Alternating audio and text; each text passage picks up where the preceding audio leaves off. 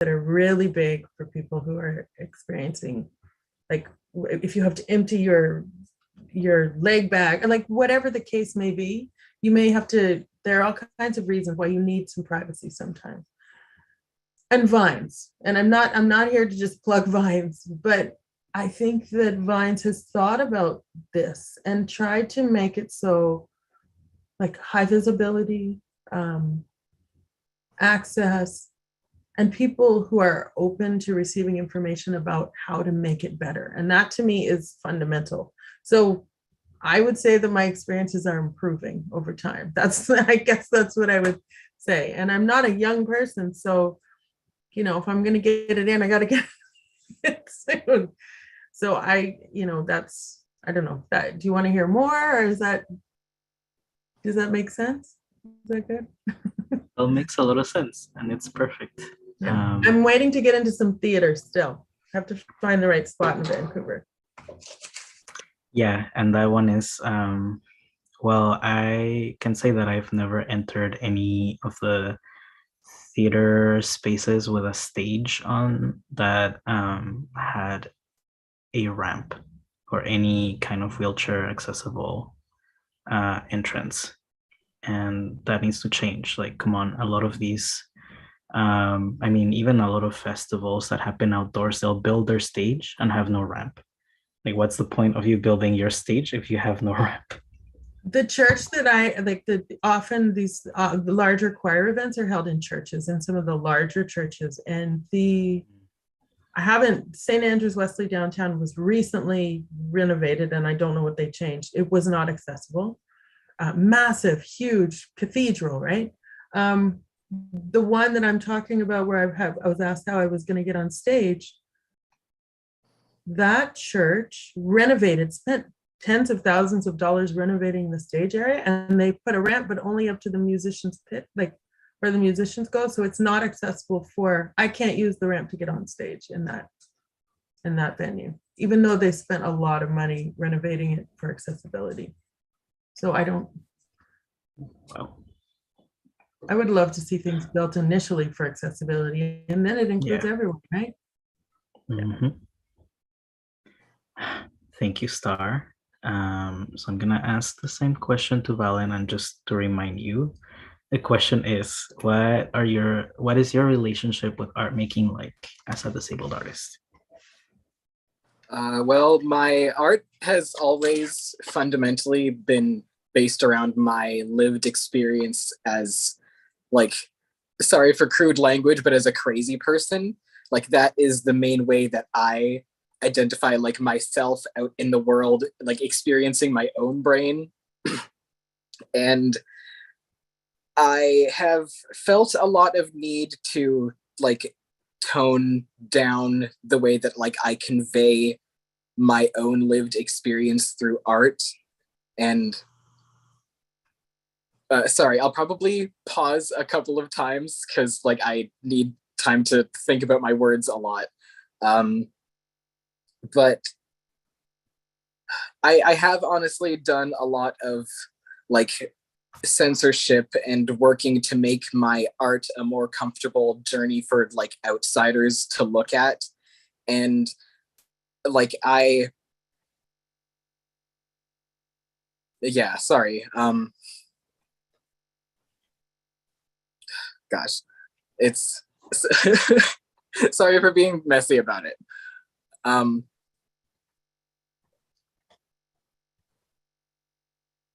I'll just skip on to the next part. Like, my experience now, like, working as a public artist with a disability and, like, as a Touretteer, is still something I constantly feel the need to apologize for, especially when I'm in performance spaces, because my Tourette's, not every single Tourette's, but, like, it often includes loud, sudden noises. And I have definitely felt very looked down upon for that, like, even in, like, accessible creative spaces, because, like, other audience members, more than the performers most of the time, will be irritated that I am, like, interrupting something when I have no control over that. And it's still something to be worked on, but like again, disability like activism and like I don't know what other word I'm looking for, but like alertness, like people being aware of it in the world gets a bit better every single year. And so it's not been so bad. People are like a bit more likely to look at me and be like, oh, that guy's probably not doing it on purpose, and leave me alone and not like laugh at me for it. That was something that I used to go through a lot, was just getting laughed at, probably for people trying to deal with their own like a lack of knowledge and discomfort about like what I'm going through. But like it's still it sucks to be laughed at, you know? Yeah. I think that's the most I've got to say right now. Unless you got more questions. Of course, I have more questions, but Yeah. for after everyone has answered them. So, Yeah, but thank you so much. Yeah. So before going to Ladan, because Ladan wanted to be last, which is so cool. Thank you for asking to be last. That works for me. I'm gonna read Amy's response to this question. So Amy says that her relationship to art as a disabled artist has been transitionary. She says, I started my work as an artist, as a fully sighted person, and have had to reinvent myself as a person who lives in non-visual life. This has been both exciting and terrifying. Having gone through the roller coaster of emotions, thinking that nobody would want to work with a blind artist. It was when I discovered Real Wheels Theater and saw other artists with disabilities on stage that I fell in love with the format again. And now I call myself an artist of opportunity. I'm a collaborator, and I'm willing to try any artistic medium and collaborate with any artist. I recently tried glassblowing for the first time.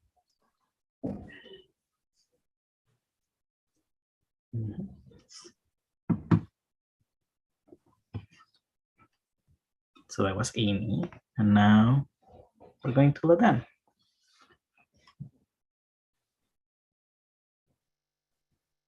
Thank you so much. Thank you, Marcelo. My experience as an artist has been, my experience in Iran was different.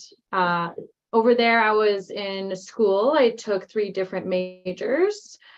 The first one was computer science. Second one was graphic design, graphic art. And the third one was sewing. And I was trying to figure out what I wanted to do. I didn't really like all of them, but I needed those to graduate. And so I decided to pick graphic designing. However, I did like it, but not deeply. I studied it and I tolerated it until I graduated. And in Iran, it's different because you have limits to accessibility. Usually you have 1 year, like one event. They'll give you interpretation, access to interpretation for one event every year. Now it's improved, and then you can see 2 things for free because I guess budgeting reasons are able to provide more this year. So things like plays or movies, I've always dreamt to be a part of and to watch, but they always said that performance on stage, and then it goes to TV, and then it comes to movies. So I have to jump through the ranks before I get to be in movies. So I learned that. I don't particularly love being on stage, but I like being on TV. I like that concept. And so I was part of the deaf community in Iran there, met a lot of people there. No one was really in the movie industry. I've been invited to maybe one movie event, but my sister always encouraged me, and my mom too, had always, encouraged me to maybe write a script for a movie, because no one was really doing that. And so I wrote a lot, but I never gave it to anybody. And unfortunately, when my sister died, I went through a lot. I was, grieving. We were really close, and I decided to drop that passion of mine. I ended up going to university to study sports, things that I enjoyed. I got my BA, and then, I heard so many times that, deaf people can't make it in the movie industry. You're deaf, you can't do this, you can't do that. And so I decided to move to Canada. And, I saw brilliant examples of accessibility. There's interpreters here, there's events, it was a different experience for me compared to Iran. So, in terms of theater, I've always been drawn to that. Movie, TV, doesn't matter. I'm drawn completely, and I love it. One thing is that Canada is a little bit behind in terms of, comparison to the States. In the States, you have access to interpretation, doesn't matter what time it is, 24/7. Here, that's not the case. You have to book them 2 weeks ahead of time, or even a month ahead of time. And, I'm the type of person to, kind of want to go to these things spontaneously. And I've experienced time and time again that no interpreters were available, or that there wasn't enough budget to provide an interpreter. And if there was an interpreter who was there, then no deaf people would be there. And then, these organizations would say it was such a waste of money. And, there's a number of situations where I've experienced things like that. And luckily, there are organizations out there that have been advocating for deaf people. And, some of those things are changing, and that's exciting to see. Yeah, thank you.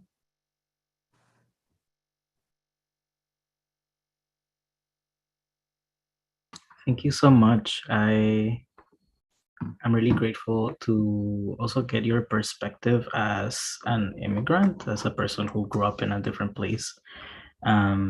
A lot of things look really different in other parts of the world, and I am always glad for, the opportunity for other people who grew up and maybe were born here to also get to hear about that. So thank you. So I'm gonna move on to a different question. So I'm going to ask you, what does accessibility feel like to you? And if you want, I can start by reading Amy's response, so it doesn't feel like anyone's going first. So it's all good? Sure. Yeah, that's great. Okay. So she says, for me, accessibility also includes inclusion. They're different things, but they are in a relationship to each other. But as a performer, I need accessible documents.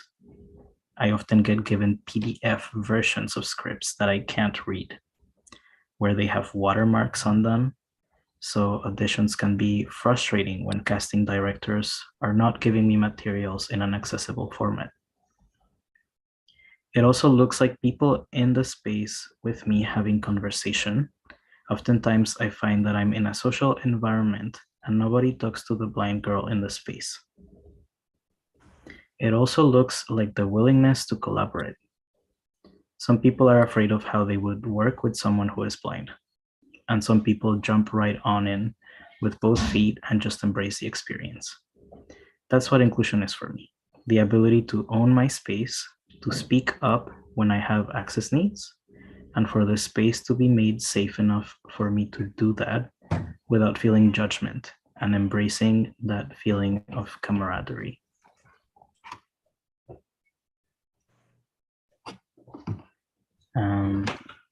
Yeah. So, Star, would you be okay with? Sure.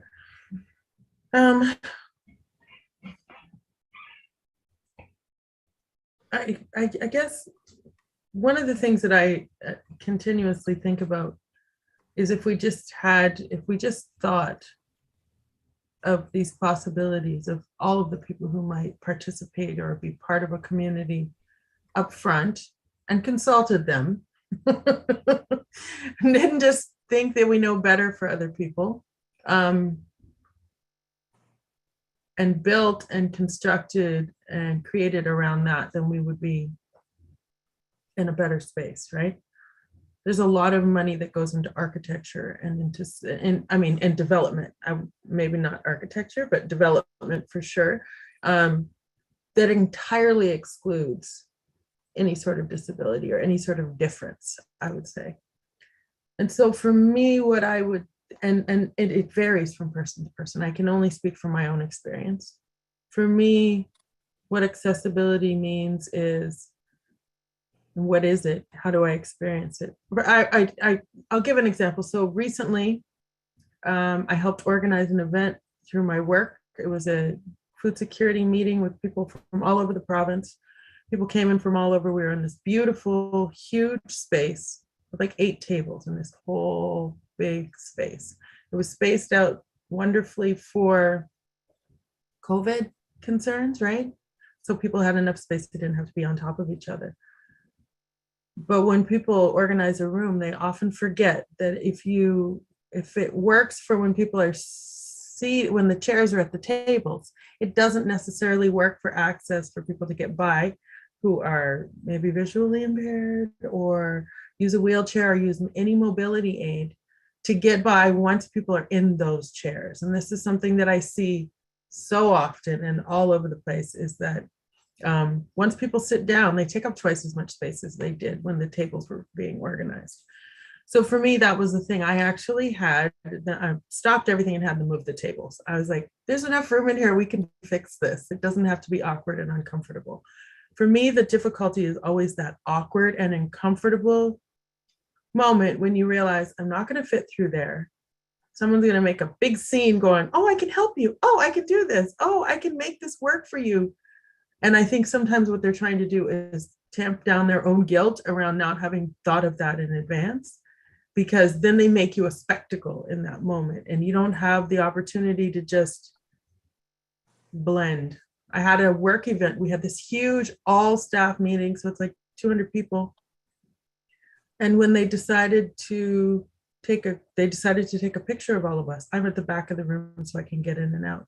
They said, can we get Star to the front? And I said, I'm not going to the front. That should have been planned in advance of this meeting.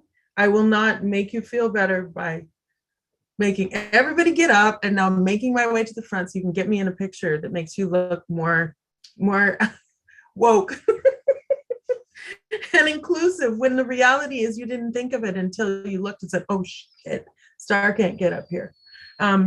So for me, it's not having to ask all the time for special consideration. It's not having to arrive somewhere with that sense of anxiety, not knowing what it is I'm going to encounter. Even when people say, oh yeah, it's accessible. And then you realize, oh, there are only 2 steps to get in, or the lighting is so poor that that someone with any sort of visual difficulties would not be able to see the space that they're in, and it would be unsafe.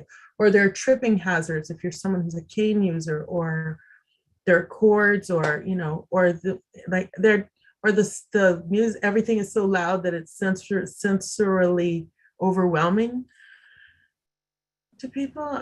I just think it's not having to ask all the time for special consideration. That's what it feels like to me. And for the energy to go into it, to a place, to an event beforehand, so that you don't have to be the teacher all the time when you arrive. That's what it means for me.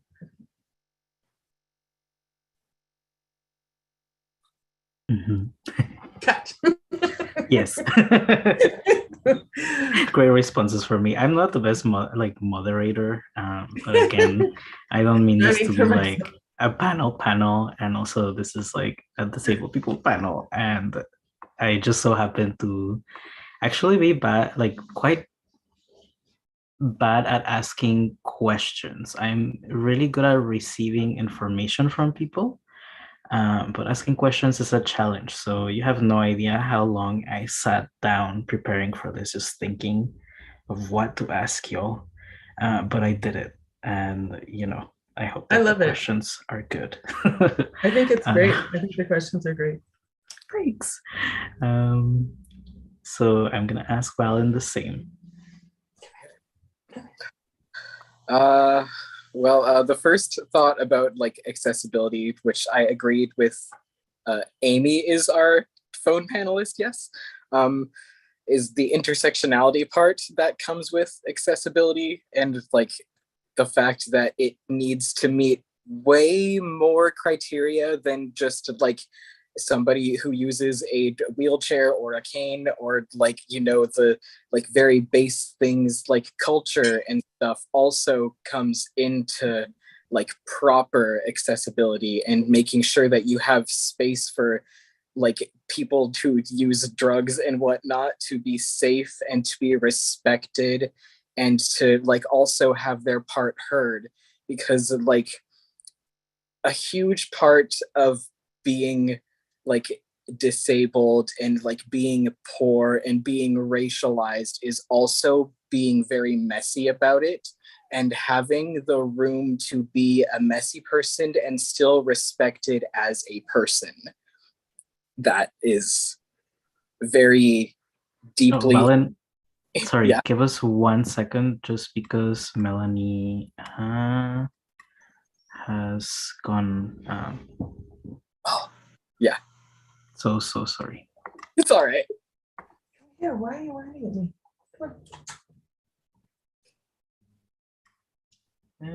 Sorry, Melanie, we have lost you momentarily. Oh no.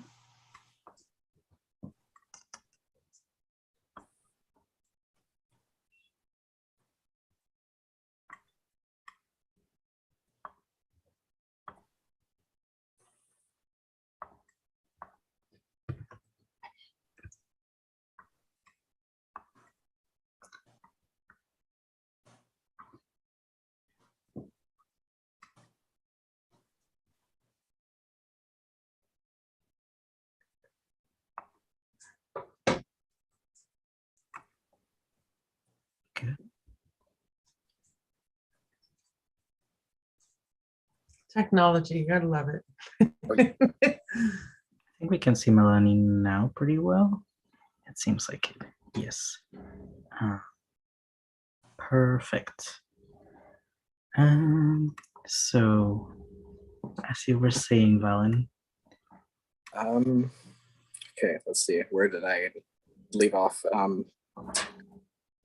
We're saying messiness and experiences of disability that also intersect with other lived experiences, like being racialized, etc. Like, there is a lot of nuance, and there is not like one single plan or way to approach like the disabled community per se. Like, yeah, I don't know what other point that I have to say there, but like room for all different walks of life that come into disability, because it is something that affects literally everyone at some point in their life, either personally or peripherally. And it's, yeah, important, very important. Got to make room for weirdos and messiness. Thank you, Valen. You're welcome. Yeah, coming into this chat, it makes me think about how a lot of the discourse amongst those of us who are privileged to have access to the internet, for example, is that online spaces are accessible. This is accessible, and it gets repeated on and on and on. But hello, clearly it's not for a lot of people. Wi-Fi is not accessible, probably not even all through BC. It's not affordable. A lot of people don't have Wi-Fi at home. A lot of people don't have homes. A lot of people cannot sit in a cafe or a place with Wi-Fi without being discriminated against and being removed from the space. So it clearly is not that accessible, and a lot of these folks that you know a lot of these folks that live in poverty are also disabled, and all of these things are linked. This is where the link with colonialism also comes in. So thanks for naming all of that. Ladan. Thank you, Marcelo. I agree. With everybody, all of the things that you shared. I want to share a little bit about my perspective. 80% of hearing people think that, accessibility means, a deaf person must need an interpreter. Whoever is blind, they must need a support person. That's not the case at all. There's a lot of people out there with a number of different accessibility needs, whether it be lights or sound or what have you, right? And it's, you can never, ever assume. And I think it was Star, your point about, having to constantly ask for what you need, and it's so much work.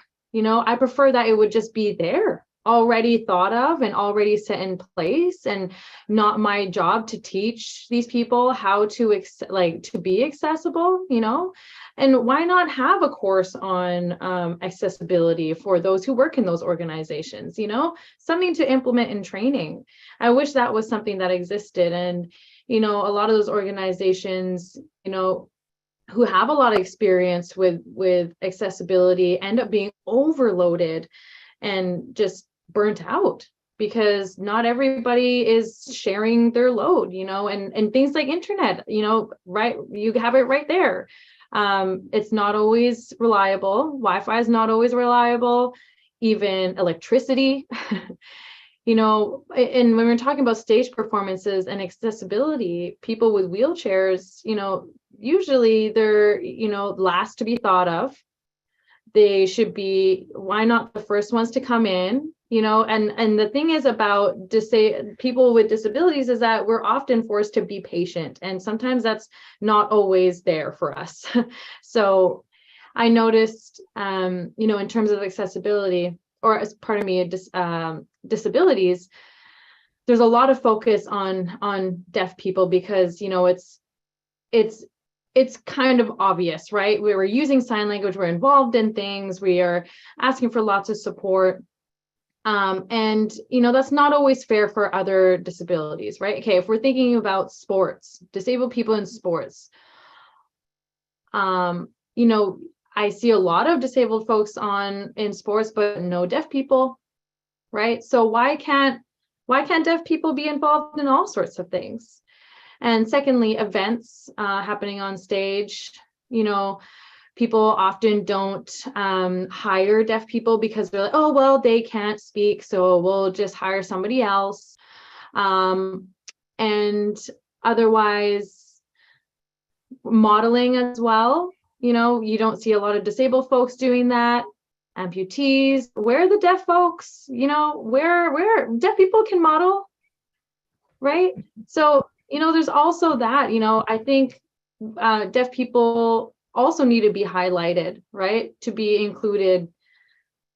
And there are so many different disabilities out there and access needs, and it can mean so many different things, but the dream is to have us all included, right? Hopefully I answer that right. Oh yes, you said a lot of really, really relevant things, really cool. Wait, that reminded me of, oh yeah, so I was gonna share when you said about courses for other organizations that just last week I gave an organization an accessibility in arts workshop. Well, I was asked to do an accessibility in arts workshop, and I thought about it a lot. And when I thought about what do I actually want to teach people, it wasn't about how to book an ASL interpreter or how to like, I don't know, just how to check how to do check lines. What are they called? Check marks. Yeah. Yeah, how to take all these things. It was about how how are we thinking about access? Are we thinking about it as a patch to an issue, or are we thinking about creating access from the beginning to having collaboration between people of all abilities? Are we thinking about intersectionality? Are we really thinking about all these big things that make ableism so pervasive?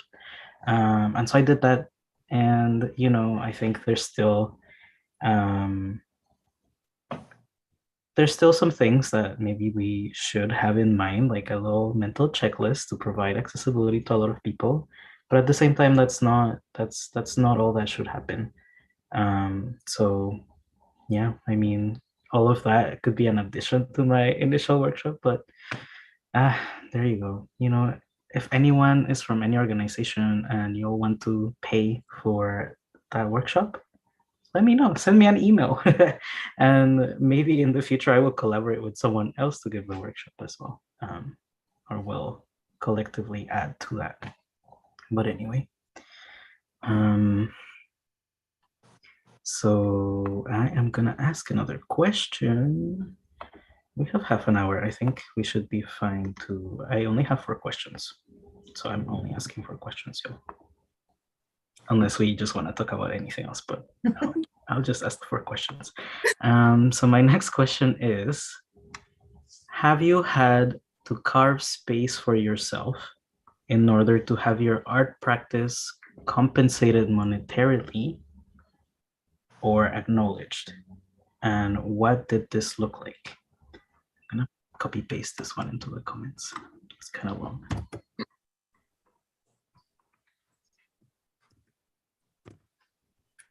Oh shit, sorry, I sent it to just Amanda.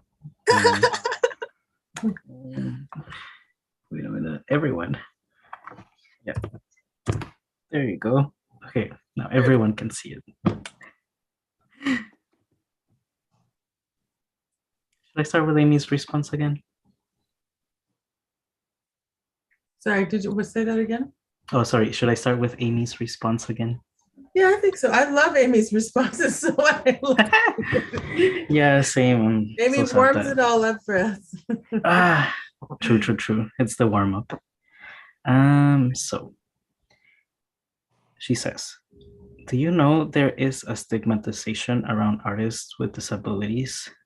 That we're doing the work for therapeutic reasons, or they were hobbyists? Also the grammar,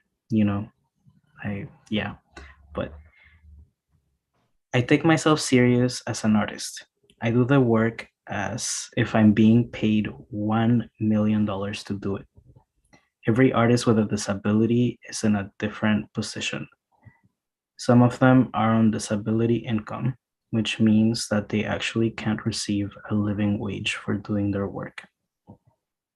Myself, I've had to find every opportunity to put my work out there, finding newsletters to put my poetry in, taking $100 honorariums here and there in order to build myself as an artist who is now sought after and commissioned for some of my work. This takes a lot of work in and of itself, networking and relationship building, dedication to the craft, the emotional labor of explaining disability in a space where folks aren't used to it. This also means that I need to manage my energy, my spoons, how many of them I can dedicate to a specific task in order to keep myself as efficient as possible, and to manage the energy for the rest of my day. It's been great to experience some more inclusive rehearsal spaces where instead of rehearsing for 8 or 10 or 12 hours a day, we're actually rehearsing for 5 or 6 hours a day, but spread out over more days instead of your typical 3-week. So there is some change happening. I find it slow, But I also find that if I put in the emotional labor to explain, if I offer to be the teaching moment, that the ball moves a little quicker. Yeah. Being the teachable moment. That, mhm.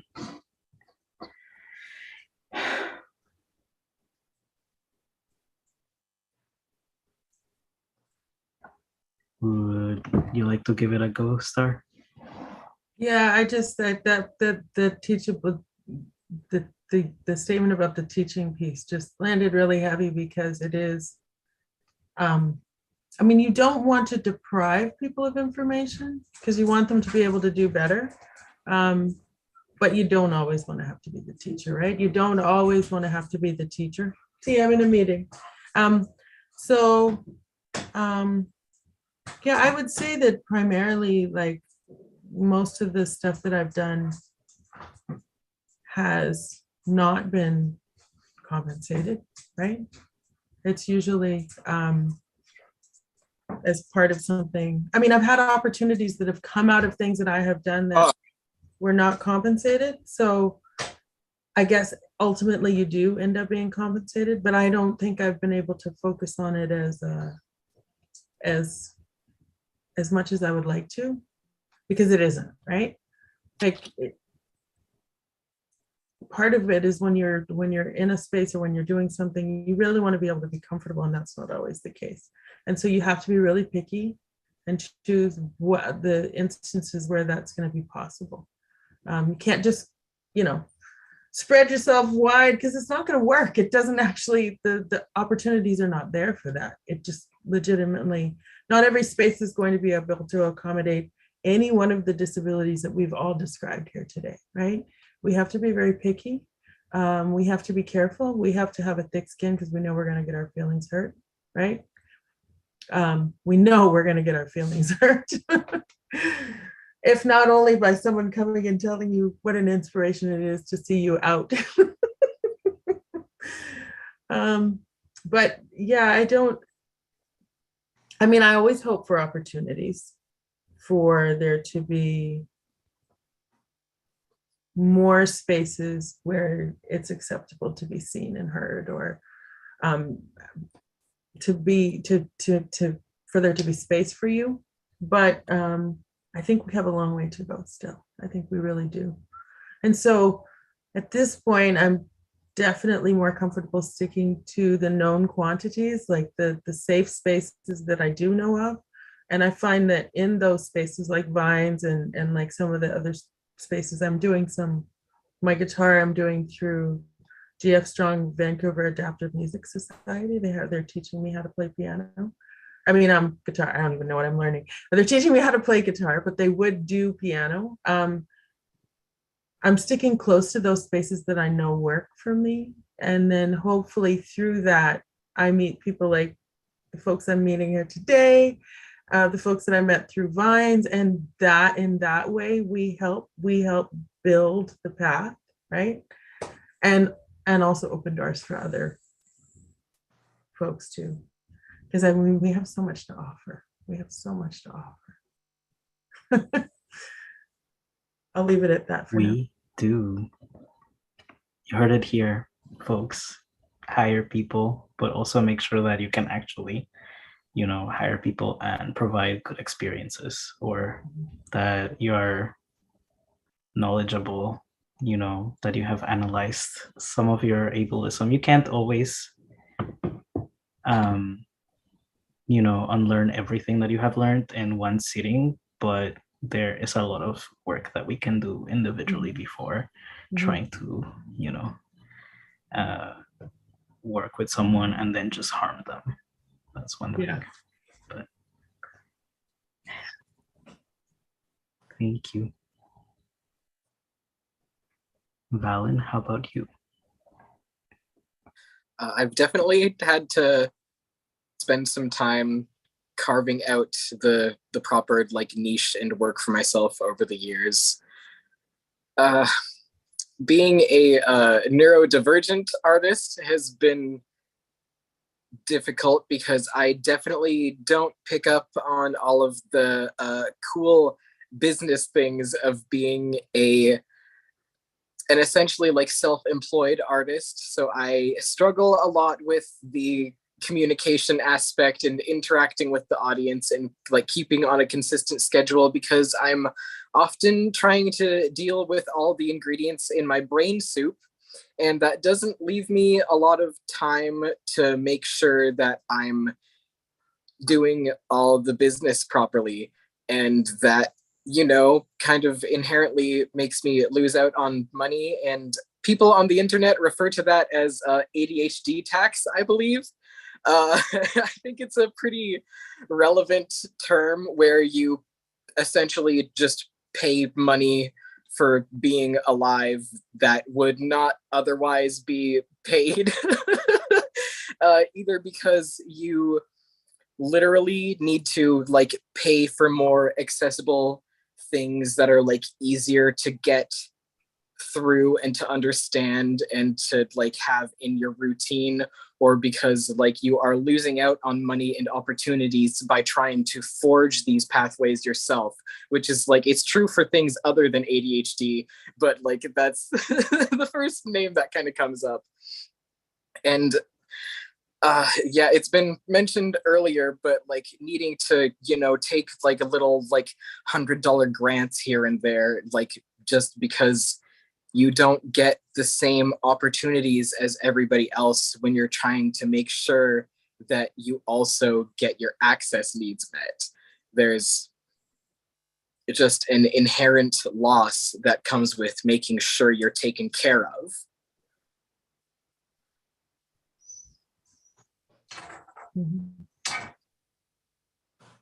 Oh, yes. All of this is expensive. Yeah.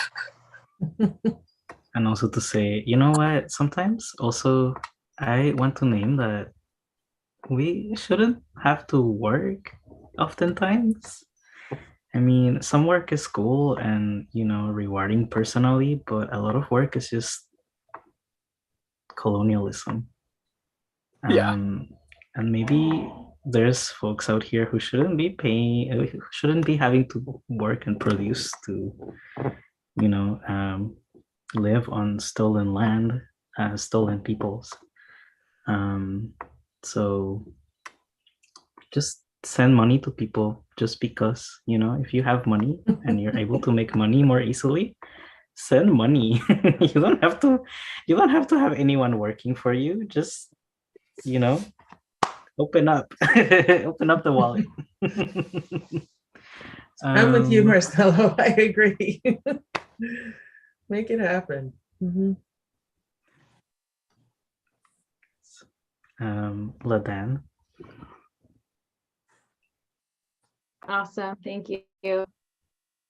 Again, I agree with everybody what they're saying. And, you know, I think there should be equal opportunities for everybody, equal accessibility options, you know, and people just need to be open to listening. You know, I love taking part in workshops and opportunities for learning, but, you know, a lot of the times I have to ask, and they end up, you know, giving me empty promises and nothing ends up coming from that. And so it's hard for deaf folks to be successful like that. And that just ends up feeding into that cycle of people thinking that we can't do certain things. And so, for example, my access to English isn't that good. And a lot of people judge me for that. They think I'm lesser than. You know, I know 4 different languages, but I'm not fluent in all. And it's hard to learn all of those languages. You know, of course, there are some languages I feel more comfortable with, and such as ASL, that's another one of them. And so that's just part of who I am, not so much English and other languages. So, you know, there are a number of different needs that people have. We're not all the same. There are some deaf folks that prefer to write back and forth. Some other folks prefer to sign only, some speak. You know, there are a number of different ways deafness can look like. I remember my teacher before thought that all deaf people were the same and that we could all write perfect English.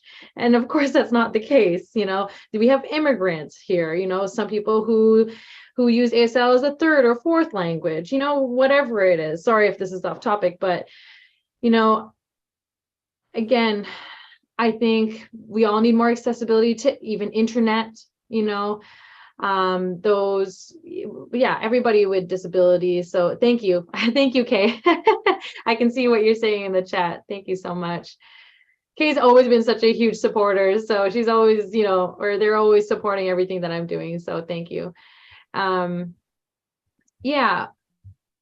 Again, writing in English is not my strength. I prefer ASL, calling people through an interpreter, through video relay services, that sort of thing. Again, it depends on the budget. Can they afford an interpreter, pay for an interpreter on Zoom or these workshops or whatever it is?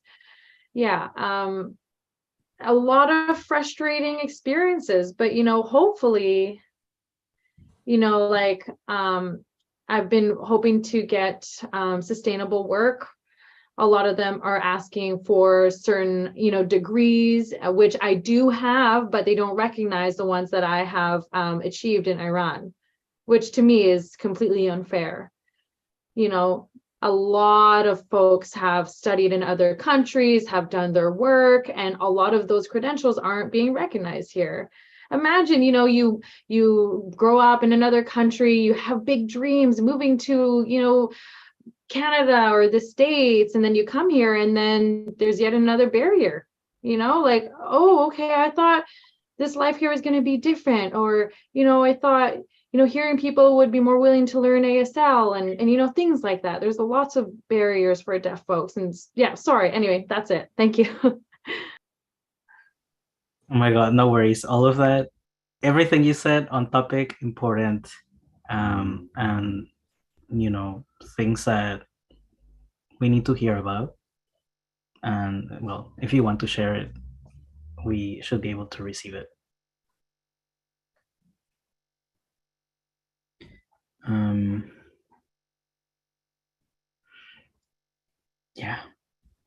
Sorry, I'm getting so thoughts. Okay, so I'm gonna do our last question. Oh, thanks, Afua, for the heart in the chat. I'm gonna do our last question, and I'm also going to send it in the chat. And it is, what are some accessibility in arts projects that you find exciting? And again, I am going to start by reading Amy's. So she says, I'm interested in creative access, how artists integrate accessibility into their works from the very beginning. Often this doesn't look like a service provider, but ways of integrating description. We're providing image descriptions in a gallery. That's more than just the nuts and bolts of the image. That includes curatorial details, artist introspective, and even opportunity to ask questions if you're in a live space. There's all sorts of ways that we can do creative access. If you have a production that is around 90% accessible based on dialogue, you can have introductory notes that people can listen as a recording in advance of the show. That way they can learn about characters and costumes and set pieces and moments that are happening in silence. There's a limit to this because I can only hold so much in my brain as I'm watching the show, but it doesn't mean it's impossible to do. There's also a fantastic artist out of Kingston named Erin Ball, E-R-I-N, Ball. She's super fantastic. She's a circus performer that experiences disability, and I've worked on some projects with her where she's integrating audio description into the lines of lyrics with a song that she performs to. Her and Bon Evans are trailblazing this work. It's a high example of creative access for me, and really interesting. I think if we offer creative access to audiences, we also need to set up the audience expectation. So we wouldn't see this as a described performance. We would tell audience members that this is a creative access or an experiment around providing access to blind audiences. When we use the term audio description, for example, there is an expectation that we are receiving the typical audio description through third-party witness. So we have to be careful of managing people's expectations, or they won't be on board with experiencing something new in terms of creative access. And then she says, and of course, I find my own work exciting. My new project called Through My Lens explores my intersection of art and blindness and photography. This will likely look like an installation. We're in a series of workshops right now where I take photos, but I've never really seen the results. So I'm having people describe back my photos to me. My exploration is not about description, but about memory and provoking memory and finding shared memories and images. There's an opportunity for me to actually take a photo in the small group of people that might come through the installation.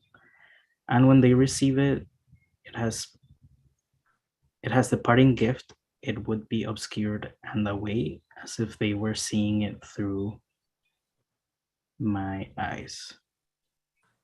So there's a lot of exciting things to explore, and I'm so excited to be invited to do this work with theater replacement.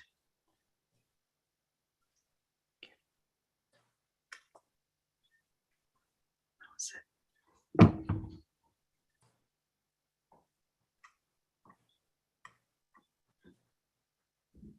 How about you, Star?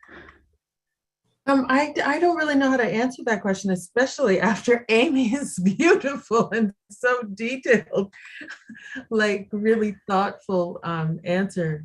Is it okay if I pass for the time being? You can come back. Of course. Okay. Yeah. I'm just trying to think. I'm visualizing Amy's project and I'm really excited about it. So there is one for sure. That sounds amazing. Yeah, Amy, actually, I don't know if she did this before Vines, but Vines 2021 Through My Lens was a kind of like a performance where she asked some audience members to describe her photographs to her. So it was really cool. Well, I think what's really exciting here is I would like to say that I would like to be able to connect to the other panelists and find out what their projects are, because I think that would answer that question for me, because I'm looking at the dynamic people that I'm surrounded by right now, and I feel like, wow, I want to know what each of you are doing in more detail, for sure. For sure. Maybe, yeah, I mean, if you want to share also what you are doing right now yourself, even, if right now I'm singing with a choir called City Soul, and it's like 100-person choir, and I'm preparing for auditions that are going to happen on November 5th. So anyone who wants to audition for a solo part it's an audition choir, but when you're in the choir, if you want to do a solo, you have to audition for the solos. So I'm preparing. I'm not sure. We got the email today asking what are we interested in soloing in, and I realized over time I have to be really strategic about what do I audition for, because I often, if like I can sing sort of soul type music, if I'm not careful, I will only get that type of stuff, but I don't only want to sing that. So if I audition for something like that, I'm likely going to get that and the other stuff that will not happen. So I'm kind of background nervous thinking about this upcoming audition, because it'll be on the 5th of November and I'm not ready. We have performances coming up in December.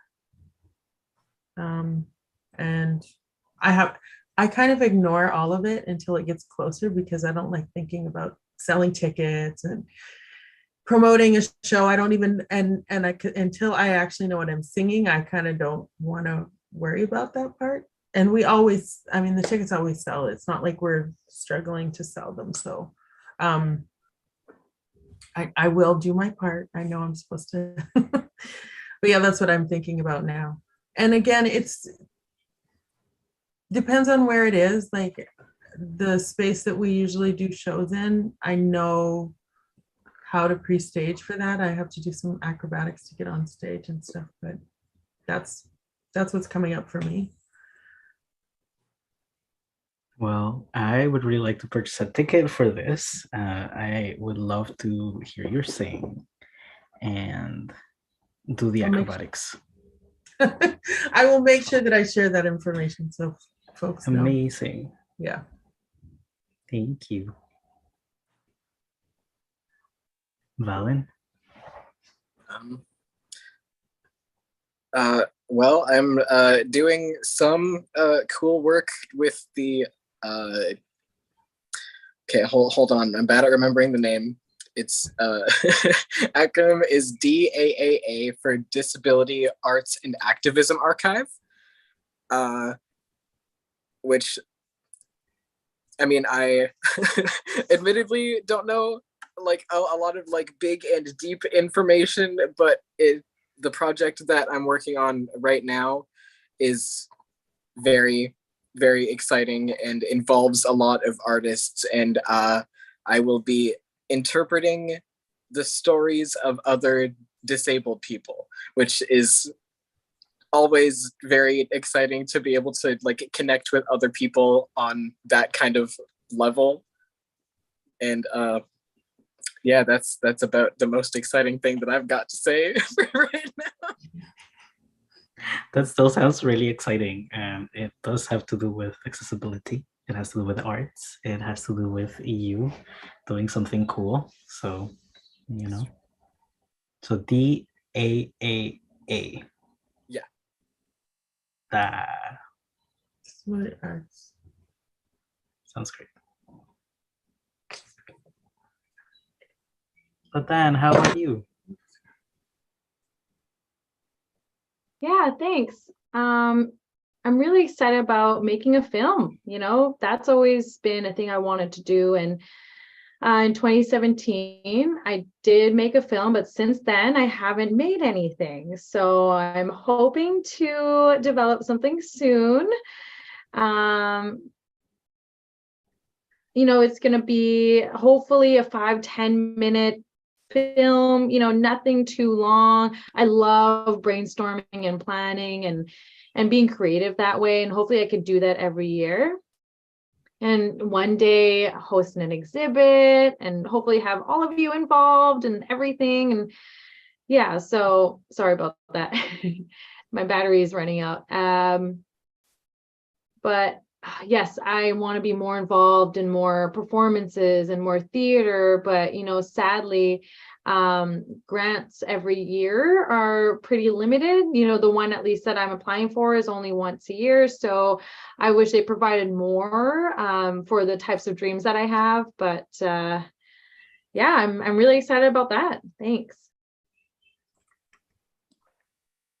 Thank you. I'm so excited to see what comes out, and also like probably very happy to support this process and, you know, be at the release and everything. Also, for folks that didn't know, Ladan had a short film at the festival this year. And it was really lovely to see and learn more about you through that film. So yeah. Thank you so much. Thank you. Well, it's now nearly 7:30 and we've gone through all the questions. And so we are going to conclude. I just want to say thank you all so much for sharing, I mean, amongst each other here in this, you know, in this chat, but also to the people watching us that we can't see ourselves. It feels really special to be able to share a moment with y'all, and you know, it sometimes conversation is hard and facilitating conversation is hard as well. But I think we did have some moments of, you know, responding to each other and sharing with each other. So that was really cool. And I hope we get many more opportunities to do stuff like this, other kinds of different things, make more art and all this stuff. So yeah. Thanks everyone, and yeah, thanks for, yes, I'm reading the chat. Anyway, I'm very awkward. Thank you for everybody in the chat. And I hit enter before I typed the name. I was trying to say hi to Siobhan. I'm just, my laptop is way ahead of me so that it's not right in my face. Yes, and thank you, Kay. Thank you, everyone. It's been a Yes. pleasure to be here with everyone today and to meet people that I haven't met before and to hear about your art and what you're doing and the challenges you face, but the challenges you've overcome as well. So that's pretty cool. Really. Yay. And get some time to talk to you, Marcelo. Yes, of course. Yeah. You'll hear from me. You'll hear from me. Good. I love it. I want Sure. you.